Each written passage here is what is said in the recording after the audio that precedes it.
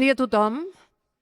Moltes gràcies per haver vingut, moltes gràcies per ser aquesta CatCon que tot just inaugurem ara. Dos minutets per donar-vos la benvinguda. Soc la Montserrat Segura.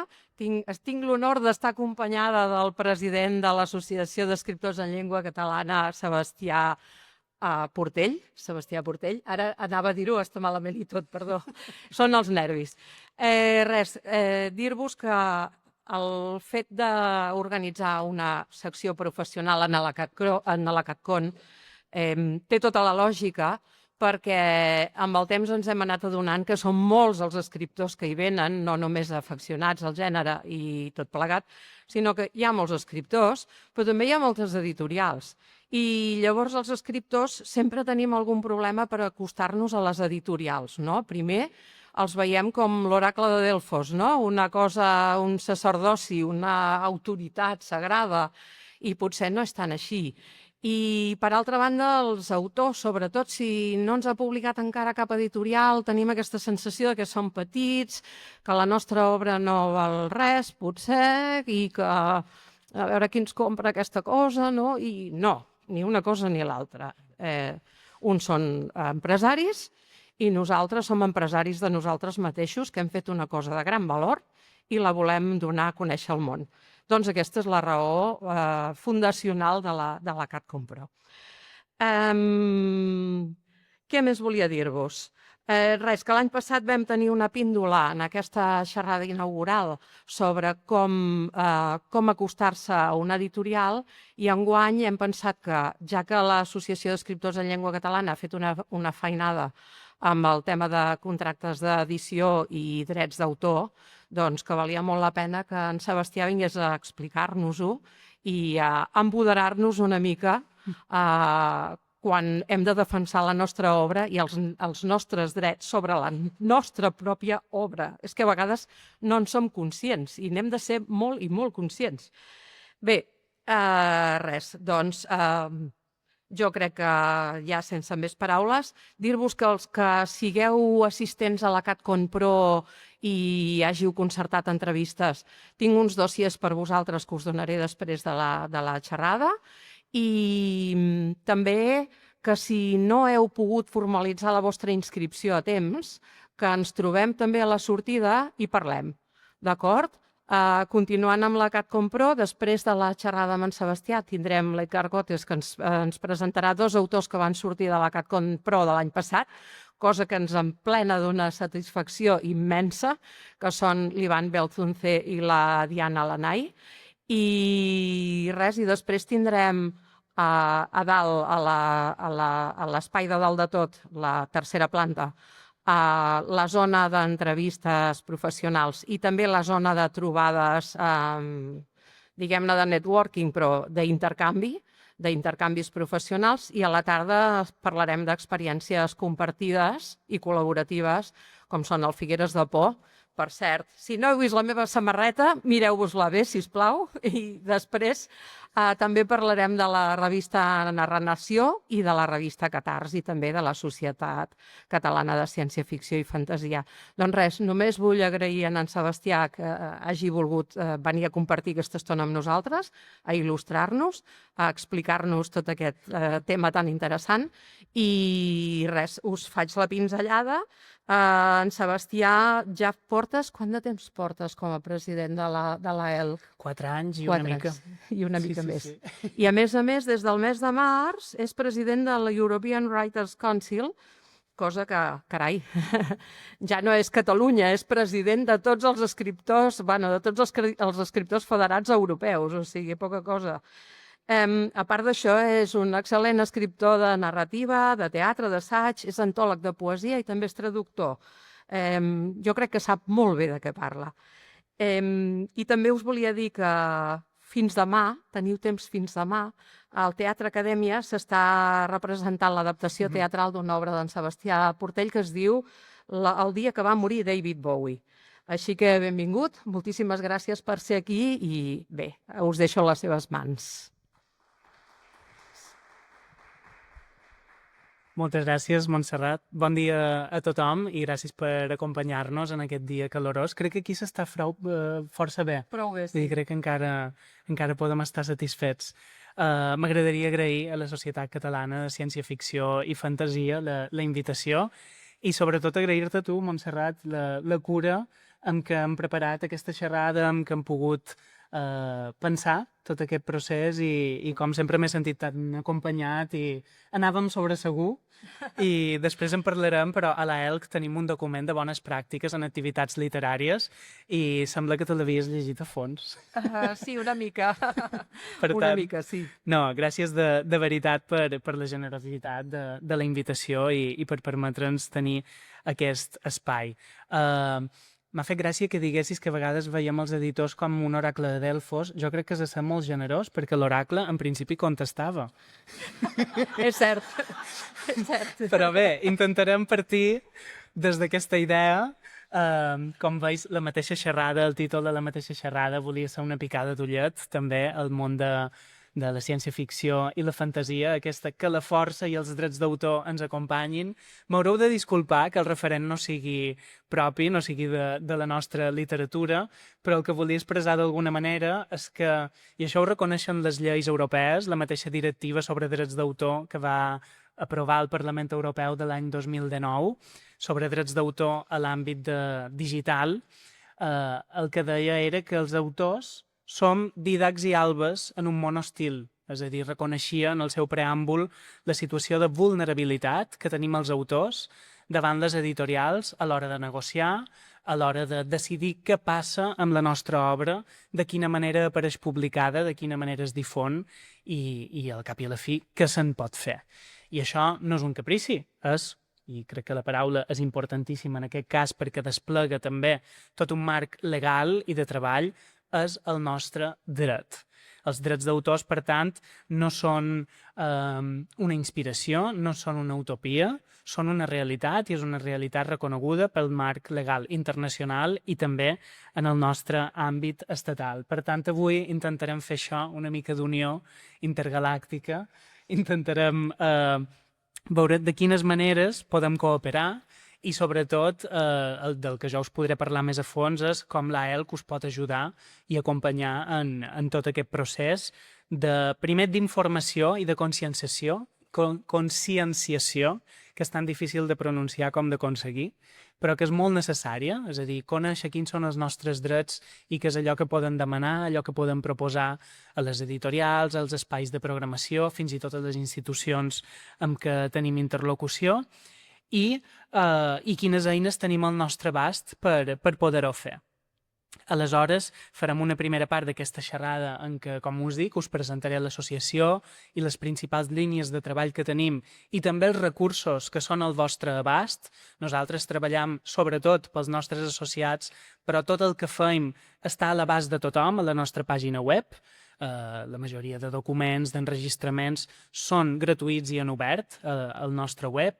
I a partir d'aquí obrirem la conversa, si us ve de gust, perquè compartiu experiències, si voleu, a vegades n'han dit teràpia, i si voleu també perquè compartim dubtes i intenti jo resoldre'ls o els resolem entre tots o pensem iniciatives que podrien ser interessants. Per tant, si podem passar a la següent diapositiva.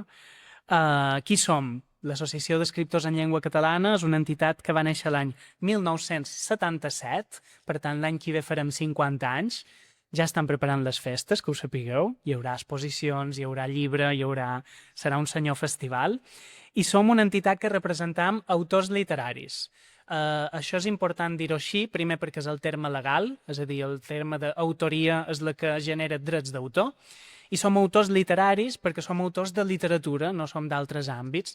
I això què representa? Representa escriptors, com el nom nostre indica de manera molt evident, de tots els gèneres literaris, també de no ficció, que és un dubte que molts autors tenen, també crítica, també teatre, també llibres sobre gastronomia que entren dins la no ficció, és a dir, més enllà dels gèneres més tradicionals que ens puguin venir al cap, i també traducció sempre i quan sigui literària, és a dir, d'aquests gèneres que he esmentat.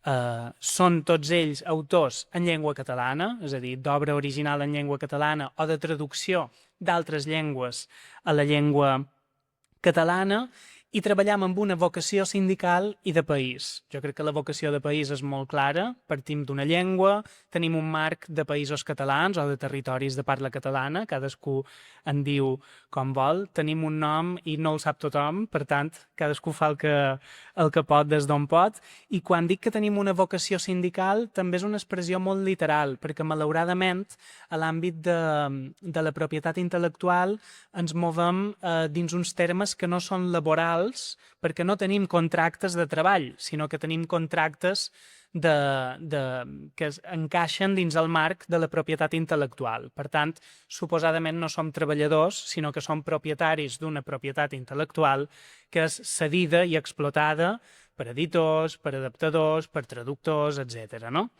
Però sí que dins les limitacions que això suposa, per exemple, tenim prohibit negociar tarifes, tenim prohibit recomanar percentatges de drets d'autor, tot i que quan no ens enregistrin i quan no hi hagi ningú que ho pugui veure us podem informar sobre el tema, però anem tan enllà com podem per millorar les condicions de treball dels nostres autors.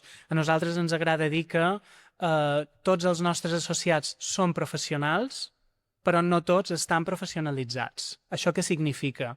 Que es pot haver publicat un sol llibre, una sola traducció i haver-ho fet amb els estàndards més alts de la professionalitat, però això no necessàriament vol dir, malauradament, i és una realitat majoritària, que puguem viure, que estiguem professionalitzats a partir de l'escriptura i de la traducció. De fet, ara en parlarem, però el darrer estudi Escriure en català, que fem cada 4 anys sobre la situació professional dels escriptors i traductors en llengua catalana, revelava que només un 15% dels nostres autors es poden dedicar exclusivament a l'escriptura i a la traducció. És una xifra que pot semblar molt baixa, però és homologable a qualsevol altre sistema literari europeu, vull dir, estem tots igual de fotuts per totes bandes, però sí que treballem perquè qui vulgui, que és al voltant d'un 66% dels nostres associats, es pugui dedicar plenament a la nostra vocació. Comptam amb prop de 2.000 associats, ara som... Seria molt graciós que avui us pogués dir que tenim 1.984 associats, però és que crec que són 1.982, una cosa així, i... Doncs mira, anem pujant, això seria meravellós. I participam de diversos espais per aconseguir els nostres objectius, espais institucionals i també de l'àmbit privat cultural, com són federacions, en l'àmbit nacional de països catalans, estatal i internacional.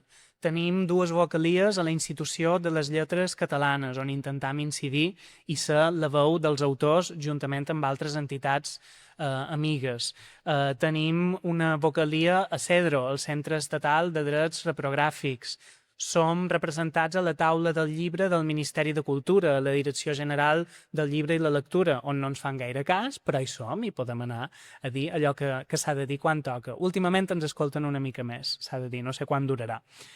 I també, com ha avançat de Montserrat abans, tenim espai a diverses entitats internacionals o en diàleg amb altres sistemes literaris, com per exemple la Federació Galeusca, juntament amb les associacions d'escriptors en llengua gallega i en llengua basca, una federació que vàrem recuperar fa 2 anys a Palma, justament, i que l'any passat es va trobar a Santiago, enguany es trobarà a Euskal Herria, i també formant part del European Writers Council, que és el Consell dels Escriptors Europeus, la Federació d'Associacions d'Escriptors d'Europa, i CEATEL, el Consell Europeu d'Associacions de Traductors Literaris. Som a les 2 juntes, de fet, i intentam que la veu dels autors en llengua catalana sigui sempre present i tinguda en compte en aquestes instàncies.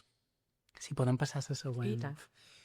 I això és el que som. I el que som està molt bé dir-ho, però no es tracta només de ser, sinó que l'important és fer. I voldria explicar-vos molt breument quines són les 3 principals línies de treball que tenim ara mateix com a junta directiva, que si fa no fa són les que teníem quan vàrem néixer com a entitat, però que hem anat transformant i actualitzant amb els anys. En primer lloc, és la que us deia abans, la via sindical, encara que no puguem ser un sindicat, que és la defensa dels drets dels escriptors i traductors en llengua catalana. Volem escriure en millors condicions. La segona via de treball és la que creiem personalment que no hauríem de tenir si fóssim un país normal, que és la de la vertebració territorial de la nostra literatura arreu dels països catalans. Vivim en un sistema literari administrativament fragmentat. La nostra literatura s'escriu a 4 estats diferents d'Europa, a l'estat espanyol, a l'estat francès, a Andorra i a l'Alguer, a Itàlia, i dins aquests estats, a més, estam també fragmentats en diferents comunitats autònomes o regions, que no sempre cooperen ni estan disposades a difondre o a fomentar el diàleg entre territoris, ans al contrari. És el que ens hem trobat històricament. Per tant, treballam per escriure amb la màxima normalitat a què podem aspirar com a catalanoparlants, que nosaltres creiem que és tota, però sembla que això encara avui és discutit. I finalment, la tercera línia de treball, si volem escriure en millors condicions i volem escriure amb normalitat, és la del foment del debat literari, creatiu i professional. És a dir, volem escriure amb les millors eines crítiques, qualitatives i de reflexió. I ara passaré a explicar-vos una mica què feim a dins aquestes 3 vies, en projectes concrets, que com us dic són al vostre abast, la majoria d'ells. Les nostres activitats són totes gratuïtes, els nostres recursos sempre són en obert a la nostra pàgina web i, per tant, esperant que us animeu a consultar-los. Si podem passar... Ja hi som. Sí. Super, moltes gràcies. En l'àmbit dels drets professionals, el que feim és intentar garantir que la llei de propietat intel·lectual, que als anys 80 vàrem contribuir a redactar i a revisar, a elaborar, sigui aplicada en la seva totalitat i, per tant, blindar els drets que tenim. No aspiram a més, sinó que creiem que si poguéssim arribar en allò que la llei ja protegeix, seria tota una fita. Per això, com dir-ho, l'avantatge més bàsic i evident de ser associat de l'AELP és l'assessorament jurídic i fiscal gratuït, conflictes amb editorials, situacions o casos de plagi, situacions d'impagament, que de vegades n'hem trobat de massives, com fa un any i mig amb Enciclopèdia Catalana, però també casos més concrets d'una persona que no és remunerada quan toca per l'editorial. En aquests casos hi som i creieu-nos que una carta de l'Associació d'Escriptors a mi mateix me sorprèn, però de vegades té més efecte que si t'arribés una carta d'Hisenda quan ets una editorial. Per tant, és un sistema de pressió que estan molt contents que funcioni. I pel que fa a l'assessorament fiscal, és aquell horror que els escriptors no volem conèixer, que és quan han de fer una factura i quan no. En general han de fer sempre factures, però quins impostos hi han de gravar, de quina manera s'han de presentar. D'aquí uns mesos entrarà en vigor aquesta mesura, suposadament, del Verifactu, en què totes les factures que emetem, supos que serà un dubte que sortirà, haurà de passar per aquesta plataforma. Per tant, tenim aquesta assessoria fiscal també gratuïta i la declaració anual de la renda inclosa dins la quota de l'associació. Per tant, aquest també és un dels avantatges que aportam. Parlava de la llei de propietat intel·lectual i garantir que es compleix, i jo crec que l'element més bàsic per facilitar-ho és això, que tinguem models de contracte de referència i que aquests siguin de cada vegada més compartits per tots i que els atenguem com un exemple a seguir i a exigir a les editorials. Per això, després de 15 anys de la darrera revisió dels models de contracte que teníem, havíem pactat amb els editors el 2009 i el 2011 models de contracte tant d'escriptura com de traducció. A finals de l'any passat vam publicar 2 nous models, els 2 models actualitzats, amb un manual d'ús que n'estem superorgullosos. Per què? Primer, perquè parteix de la llei de propietat intel·lectual de la manera més escrupulosa, com us dic, però a més hi hem incorporat casos de millors pràctiques que hem detectat en el conjunt dels nostres associats, els contractes que ens fan arribar i aquells casos que dius, ostres, això està molt bé, ho podríem incorporar i recomanar al conjunt de companys. Llavors, en aquest document, que com vos dic podeu trobar a la nostra pàgina web, en aquest manual, hi trobareu els 2 models de contracte i a les pàgines de l'esquerra hi ha les clàusules és a dir, escrit en buròcrates, i a les pàgines de la dreta hi ha les explicacions d'aquestes clàusules i les recomanacions escrites en humà. Perquè de vegades no és fàcil entendre aquest tipus de llenguatge i, a més, allò que no hem pogut posar com a exigència dins les clàusules sí que ho posam com a recomanació a les pàgines de la dreta.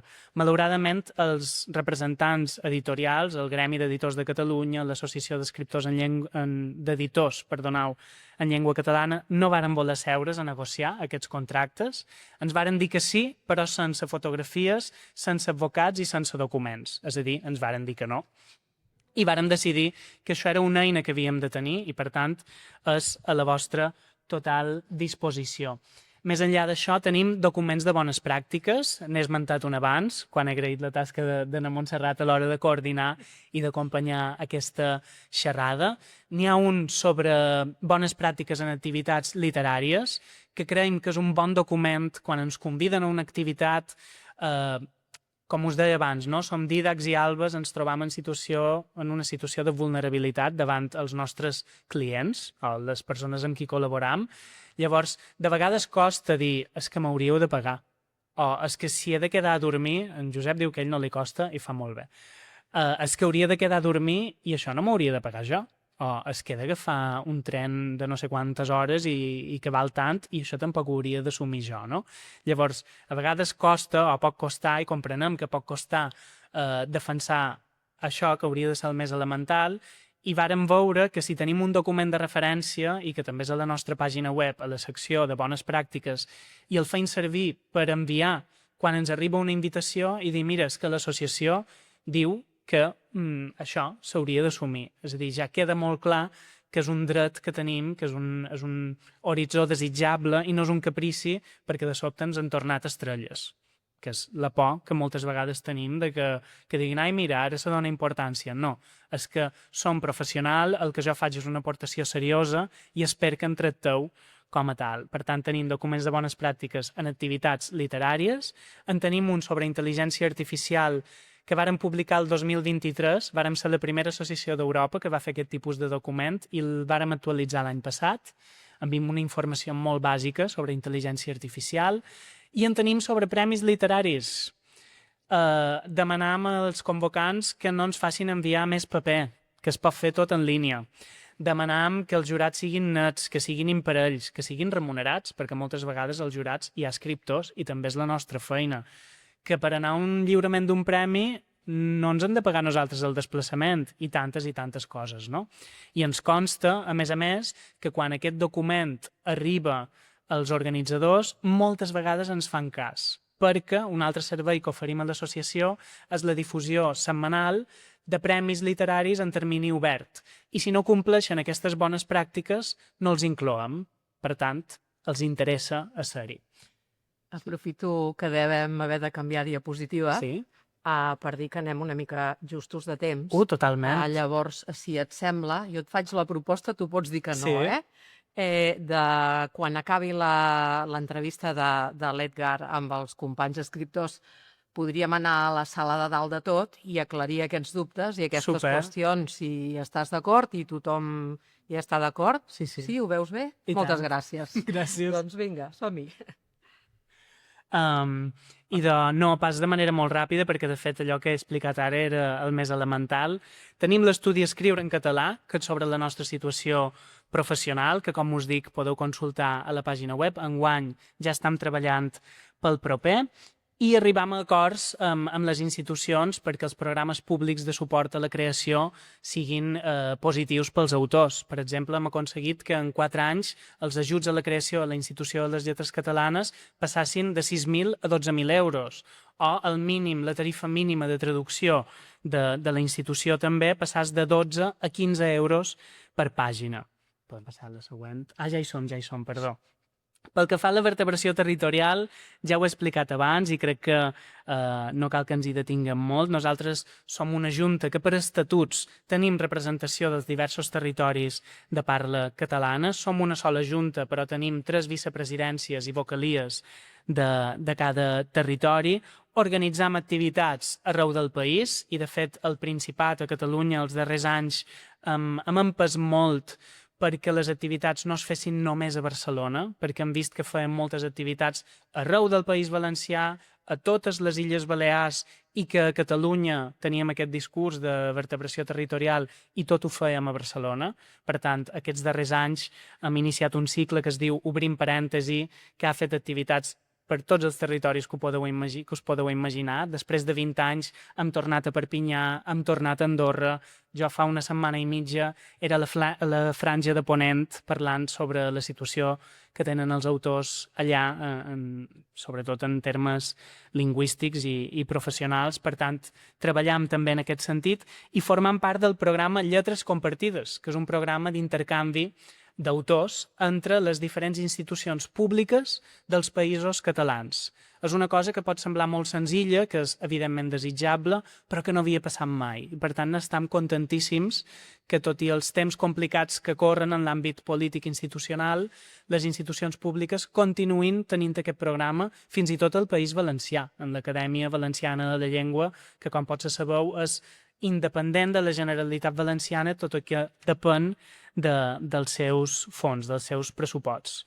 I finalment, el darrer àmbit és el foment del debat literari, que són aquests espais compartits de reflexió que oferim, que són bàsicament els nostres seminaris anuals. Tenim un seminari per cada gènere literari i per cada modalitat d'escriptura i traducció. Tenim el de traducció, el de narrativa, el de poesia, de literatura infantil i juvenil, de crítica i de teatre. Per tant, espais que cada any, amb una activitat anual de tot un matí o una tarda, es dedica a un tema concret. Hem parlat de teatre i drets d'autor, hem parlat de poesia i mística. Fa una setmana parlàvem al seminari de narrativa sobre veritat, postveritat i mentida, amb una conferència inaugural de Joan Lluís Lluís meravellosa.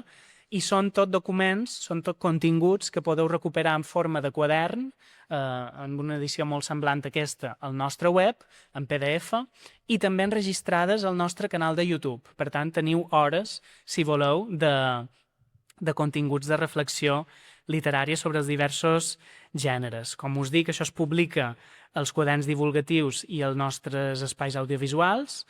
Tenim el fons més gran de pàgines d'autor de la literatura catalana, un fons que els nostres socis poden decidir formar-ne part. Això sí que és un servei que oferim que és de pagament, que és un sol pagament de 150 euros que després no té cap tipus de quota. És a dir, una vegada tens la pàgina web, la vas actualitzant i renovant sense cap despesa addicional a mesura que publiques llibres, apareixen crítiques, etc. I creiem que és un espai qualitatiu que ofereix una informació de referència sobre el sistema literari. I finalment, i podria dir moltes coses més, en l'àmbit del debat i la reflexió també hi fem, organitzam un cicle de formació, sobretot els mesos que en deim de temporada baixa, d'hivern i tardor, que es diu Els dilluns de l'ELC. I és que els dilluns de cada 15 dies oferim formacions en línia sobre temes particulars que afecten l'autoria, sobre com promoure la nostra obra a les xarxes socials, n'hem fet sobre els models de contractes, sobre actes literaris, etc. I crec que allà justament en coincidim moltes vegades amb la Montserrat.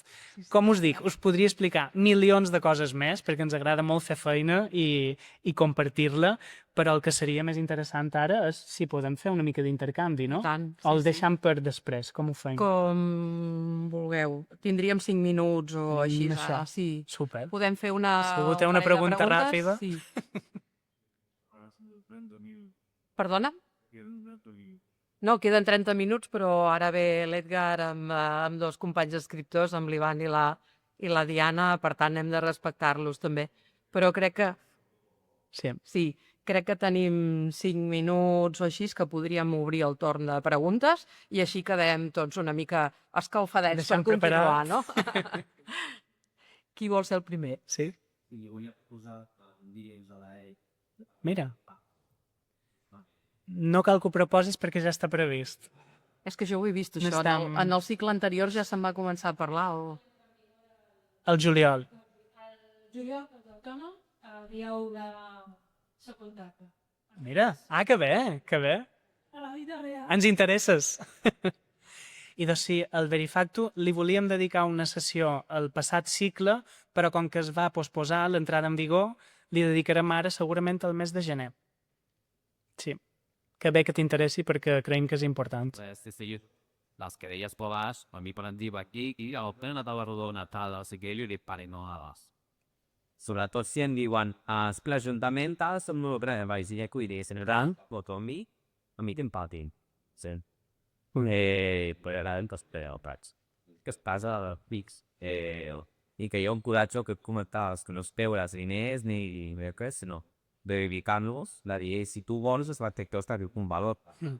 Si no vas a poder pagar, ens coratge tu allò, no saps què, s'apentar de la vida i canviar les coses per anar-hi, tu però no.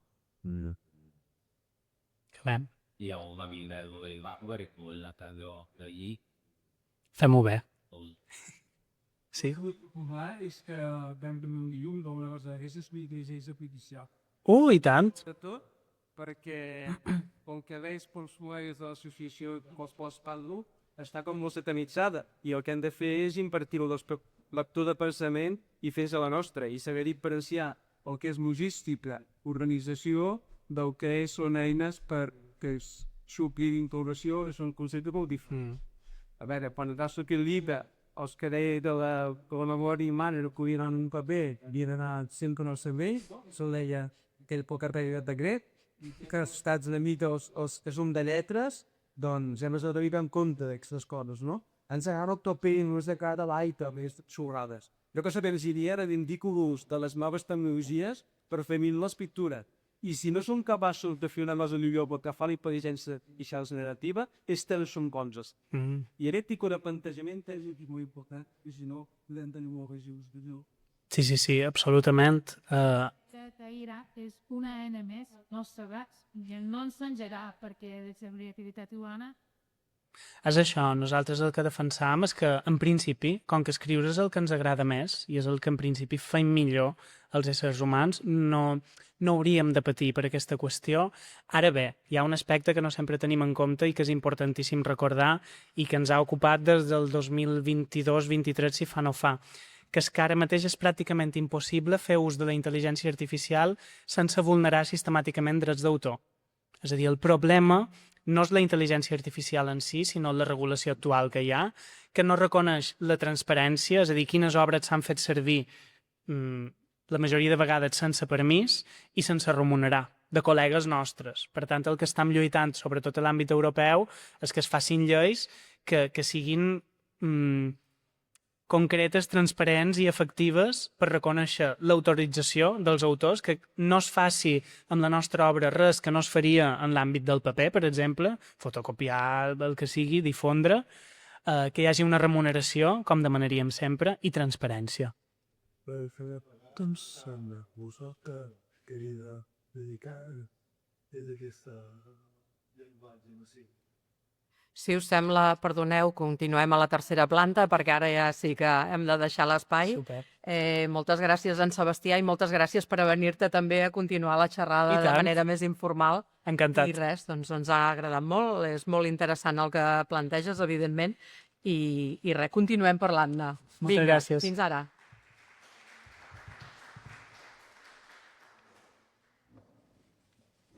Jo que patia de fer cubra. Perdona? Patia de fer cubra. Sí, i no t'imagines. Ja per xerrar estona i estona, això. Sí. Això? Sí. Sense portar la fialta un poc. Això mateix. Sí, perquè ets d'intriguetor. Sí, no? Quan acabi... Sí, si us sembla bé, continuem quan acabi l'entrevista dels nostres companys, sí. Com estàs? Com estàs? Content de veure? Sí. Que tinc...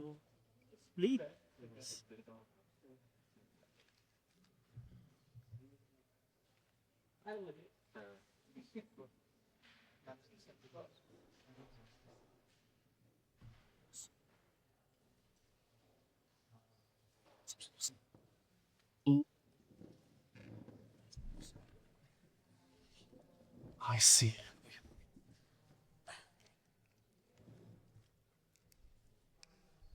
El cas amb Kilian Blanc.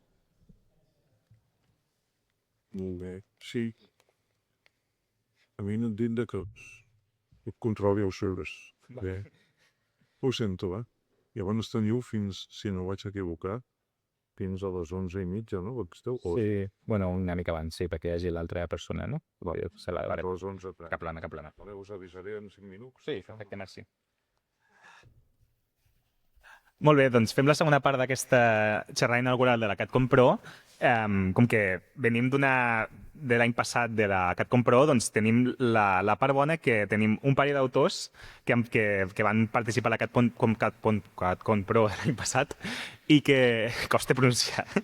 Potser sí, jo que domino poc. I tenim el plaer doncs, de que la CatCom Pro, no ho diré més,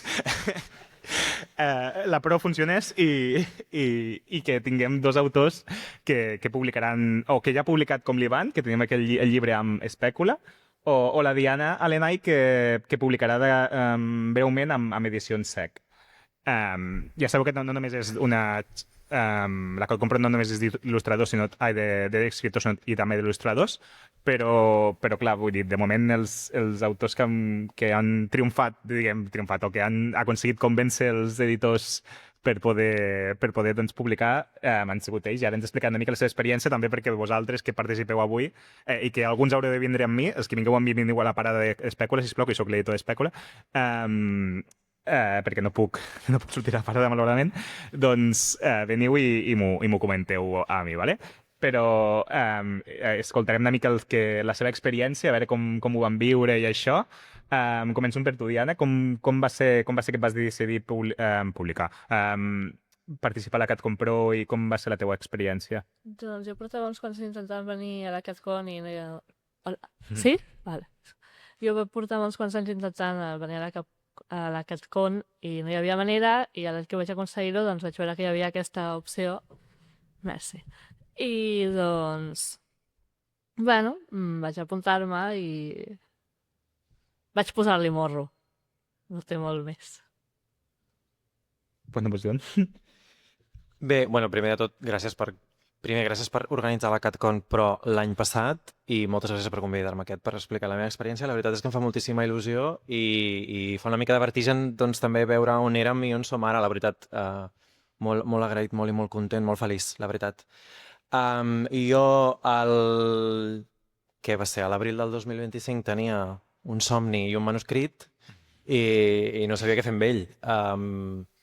A banda d'enviar-lo a tots els correus genèrics que hi ha a totes les pàgines web de totes les editorials, sense rebre cap tipus de resposta, com deia en Sebastià al principi, a la xerrada inaugural, i una antiga professora que vaig tenir a l'escola d'escriptura em va passar un post d'Instagram, i això, jo no tenia ni idea del que era la CatCon, disculpeu-me, i em vaig apuntar. Aleshores, doncs, em vaig explicar una miqueta el projecte, i res, a la setmana doncs, tenia una graella que m'enviava a la Montserrat amb totes les entrevistes que m'havia aconseguit i amb aquell mateix somni i aquell mateix manuscrit em vaig plantar a Vilanova a l'altre espai i ja està. I quins consells doneu als que vinguin aquest any que intenten convèncer a nosaltres, és que jo m'he quedat avui, intenten convèncer als editors que ens intenten convèncer per això, què recomanaríeu als que venen? Com podeu fer perquè no ens tenim 10 minuts, 15 màxim per explicar això, vull dir que ha de ser que amb molt poc temps heu d'intentar vendre el vostre projecte i que els editors diguin els interessi. No sé com us ho van sortir, o si us en va sortir, o simplement va sorgir. En el meu cas, el que jo vaig fer és una llista, jo sempre faig llistes, amb dades que vaig considerar que podien ser d'interès, és a dir, el nombre de caràcters, el nombre de pàgines i una mica què és, no? Com un resum molt breu. Jo imagino que la majoria de persones que hi ha avui aquí teniu una graella semblant a la que potser tenia jo l'any passat, no? D'entrevistes més o menys concertades. Jo l'any passat estava molt cansat, vaig venir mig malalt, aleshores em trobava fatal. El primer consell és, encara que us faci mandra, feu l'entrevista, perquè mai sabeu, no estem per perdre oportunitats, i menys si és com era en el meu cas, el meu primer manuscrit i la meva primera experiència a l'hora de publicar. Per tant, jo no tenia ni currículum literari, ni followers a Instagram, no repetiré més la broma del somni i el manuscrit, però és que és així com vaig venir, i amb faringitis. Aleshores, aneu a totes les entrevistes que teniu a la graella. Crec que és una cosa bilateral. O sigui, ells us entrevisten a vosaltres, però vosaltres també els entrevisteu amb ells. Jo vaig sortir d'algunes converses i vaig dir, aquí no és, i no passa res. Però això també una mica amb la línia de l'empoderament com autores, no? De dir, bueno, doncs aquí hem vibrat i aquí no, i no passa res. Això jo crec que també us ajudarà a controlar ansietats. Això jo ho vaig veure amb el temps, en el moment estava atacadíssim, però bueno. Aleshores,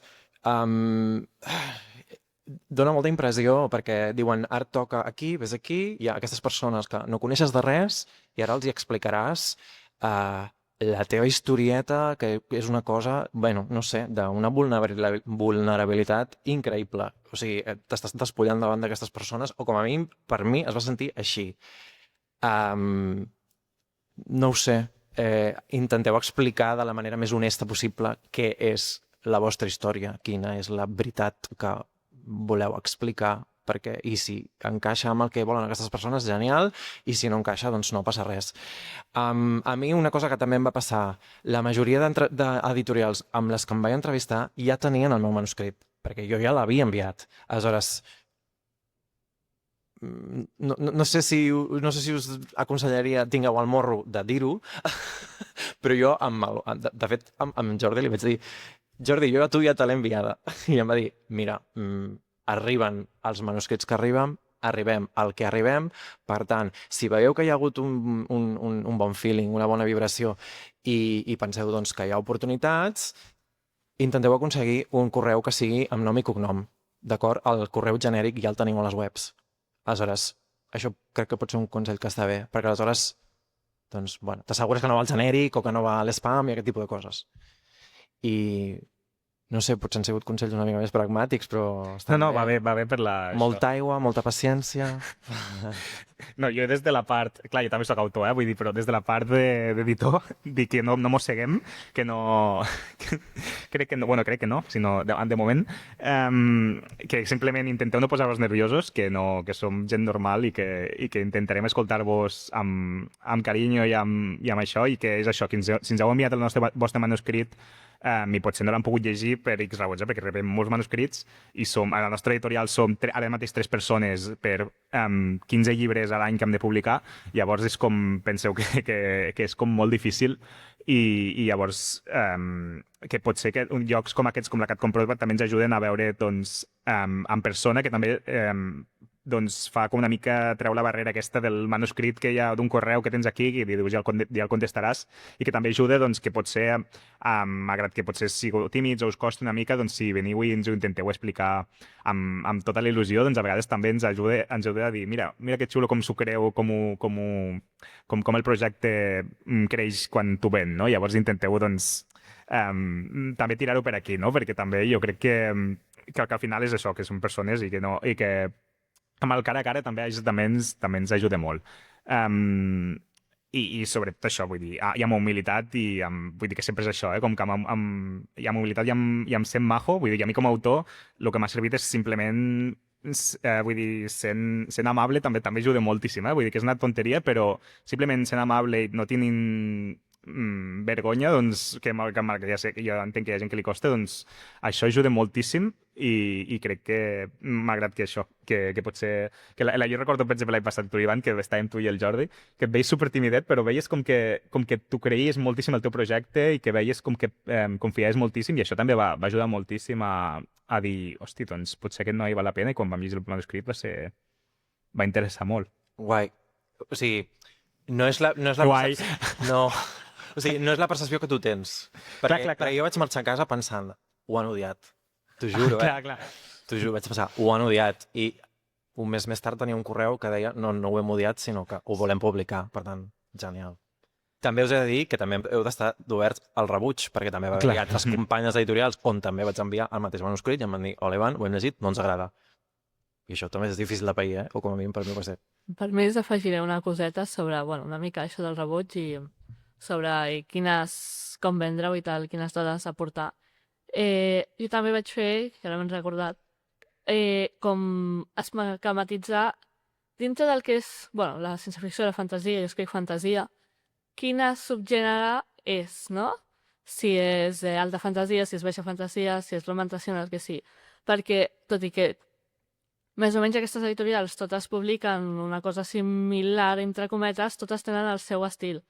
Per exemple, jo vaig enviar el meu manuscrit a Espècula i després vaig veure qui els hi vaig voler fotre la xapa, però el manuscrit que jo els hi portava no és del seu estil tant com jo crec que és el llibre de l'Ivan.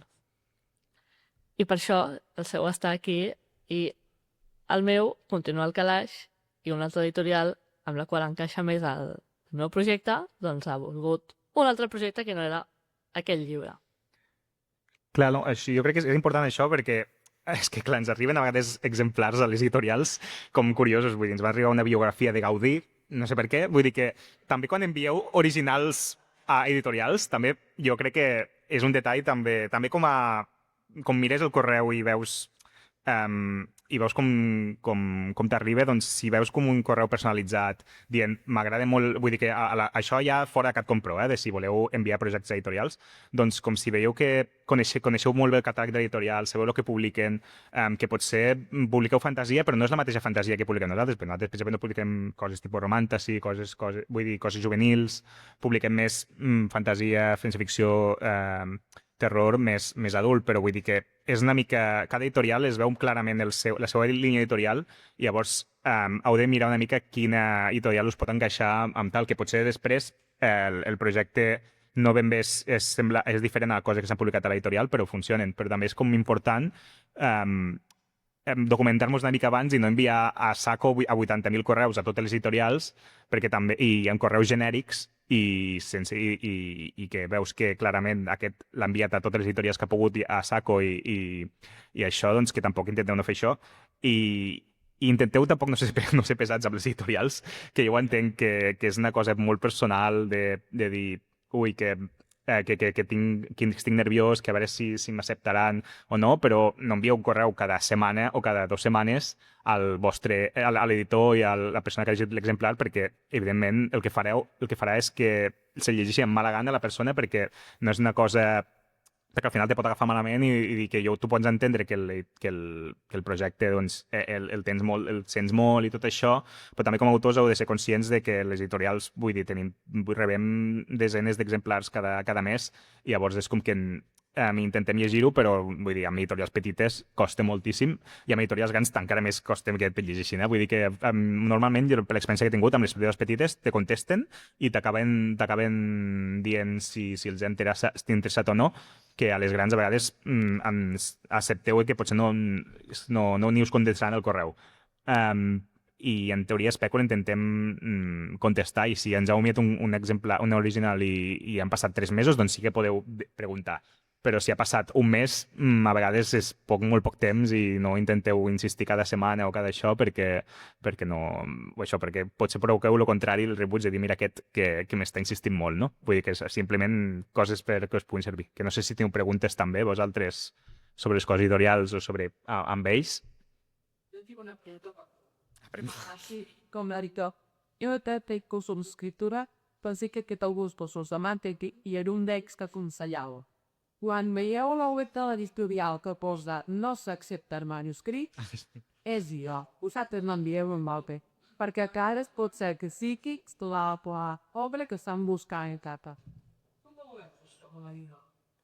Clar, nosaltres tenim sempre la discussió de manuscrits oberta, vull dir, però jo no ho faria, bàsicament, perquè si diu que no volen manuscrits, és que no volen manuscrits, i normalment, a vegades, també és que el món d'editorial va molt per contactes i aquestes editorials, moltes editorials el que fan és més mouen el cercle la gent que coneix al seu voltant o autors més consagrats o així que els hi envien manuscrits i llavors no prefereixen no rebre manuscrits de gent novella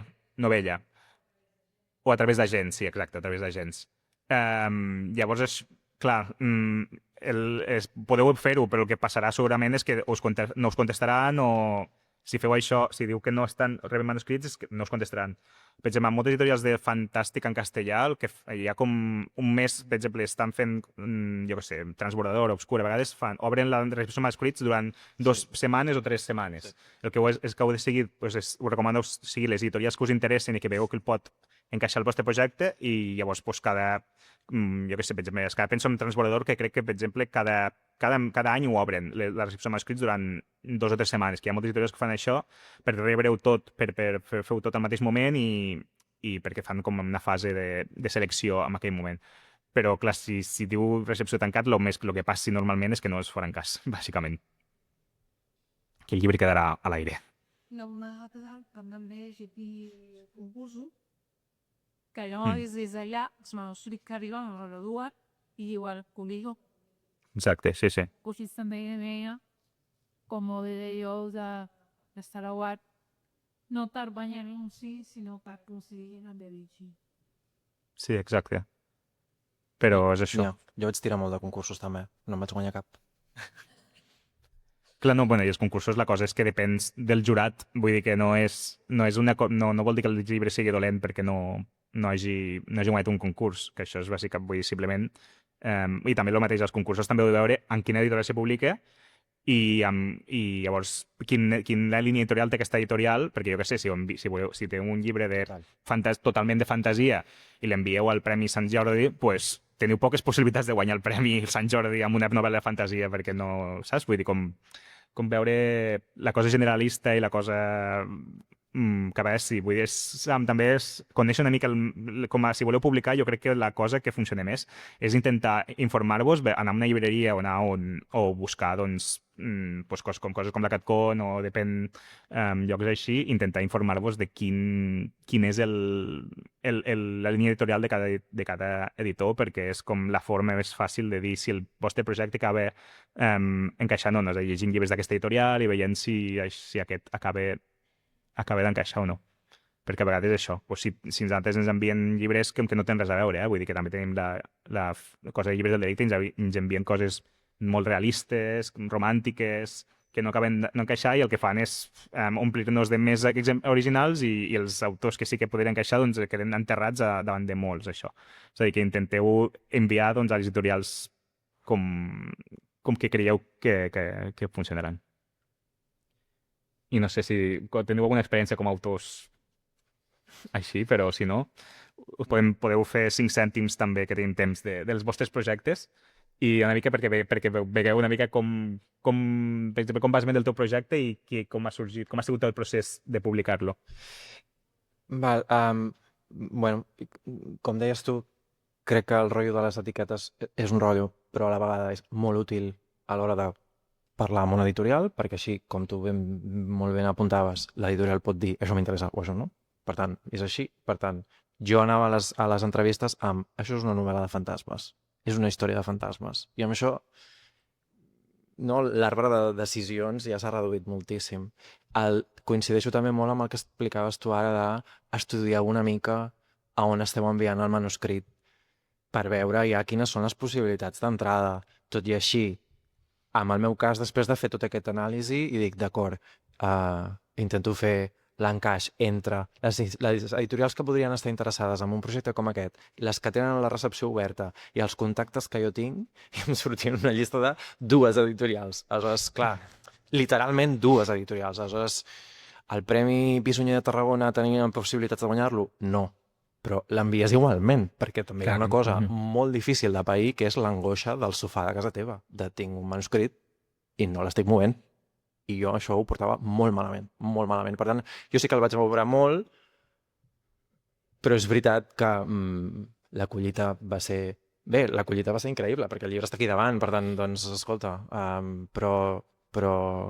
però bé, la veritat és que l'experiència derivada de la Catcon va ser boníssima, perquè a més tinc la sensació que va anar molt rodat. Si això va ser a l'abril, doncs al juny tenia el correu d'en Jordi. El dia que marxàvem a Tarragona a la final del premi, que vaig dir, doncs segur que no guanyo, perquè ja hem gastat el karma còsmic, l'hem gastat amb aquest correu que acabo de rebre a les 9 del matí. I res, i aquesta conversa, doncs això, el correu va ser el juny i al novembre estava el llibre en llibreries, per tant, doncs, no ho sé, o sigui, és una experiència, o sigui, ser autonovell i publicar per primera vegada és molt difícil. És molt difícil. Per tant, això, com diuen en anglès, llamp en una ampolla, la veritat. Però l'experiència ha sigut molt bona. Tinc la sensació que la CatCon Pro de l'any passat és qui ho va permetre. O sigui, per mi la clau va ser el poder parlar amb algú, poder explicar el meu projecte amb una persona de carn i ossos i no, doncs això, un correu genèric d'una editorial més, que no sé qui ho revisarà, que no sé qui s'ho mirarà, i suposo que també és el que deies tu, no? Si hi ha algú explicant, no, el seu passion project, disculpeu-me per l'anglicisme, doncs no sé, igual el reps d'una altra manera. Una companya vostra d'una altra editorial em deia aquest cognom em sona. Tu ens ho has enviat ja, no? I dic, sí. Aleshores, ja, perdona, encara no ho hem llegit, però bé, després d'aquesta entrevista vas al primer de la llista. Per tant, això també és una cosa a la que podeu aspirar, no? Els que esteu aquí i teniu una graella per endavant de tot el dia. I ja està. Referent a això que has dit, no? El que estem estat parlant, de posar cara a la gent, etc, que no sigui allà un correu que et fa mandra haver de mirar, perquè al final treballar no ens ha de dedico. Doncs, clar, a mi una de les coses que em va dir l'Alicia és sí, ja em sones, que ja fa temps que veig a les xarxes tal, perquè en el meu cas el que es publicarà és un recull de contes durant el 2027. És que tinc ganes d'esternudar. Salut. Salut. Tengo un bocado. Bueno, por favor, ¿no? Espera. Volen els mocadors del públic. Bueno, és desastre. Bueno, mentrestant, i una cosa, penseu que també, a vegades, si envieu un original i us diuen que no, vosaltres no us perdeu l'esperança i intenteu, vull dir que a vegades el que fem nosaltres és que veus com, mira, aquest original està molt ben escrit i ens agrada, però no acaba d'encaixar del tot, però potser en un futur, si és una altra cosa, doncs ja et coneixen i ja tenen com un filtre passat, no? Vull dir que també, si voleu publicar, doncs tampoc no deixeu de publicar i dir, no, s'ha de publicar aquest llibre i ja està, i aquest llibre, perquè potser aquest no és el llibre, perquè és, no sé si sou novells perquè això no encara és de rodar una mica com a escriptor, o simplement perquè el llibre, doncs, o simplement perquè el llibre no acaba d'encaixar amb cap projecte editorial. Vull dir que amb això no us preocupeu. I no sé, Bueno, jo anava a dir justament això, que jo tinc 2 novel·les al calaix. Una d'elles ja no sé quan, ja no me recordo ni quants anys té. I no és que sigui dolenta, jo veig algunes coses que es publiquen i dic, bueno, tampoc és... Bueno, i mira que sempre ets tu mateix el teu propi crític. Doncs bé, el que anava a dir abans és que el tenir unes xarxes socials sempre, enviar a discreció, que escriure contes, enviar-los al concurs més misèrim, els que et donen 3 ampolles de vi, serveix d'alguna cosa perquè, perquè estàs escrivint, i 2, perquè tot això fa que el teu nom es vagi acabant escrit en algun lloc. I després pots fer reculls o que diuen, ai, tu ets aquest d'aquí, aquell d'allà. I tot això ajuda a que després no siguis un correu que em fa mandra llegir. sí, doncs això, que intenteu moure-us, també per xarxes també ajuda, i ja ens veiem a les pròximes entrevistes, que ja l'Eloi ens vol expulsar. Moltes gràcies i ens veiem.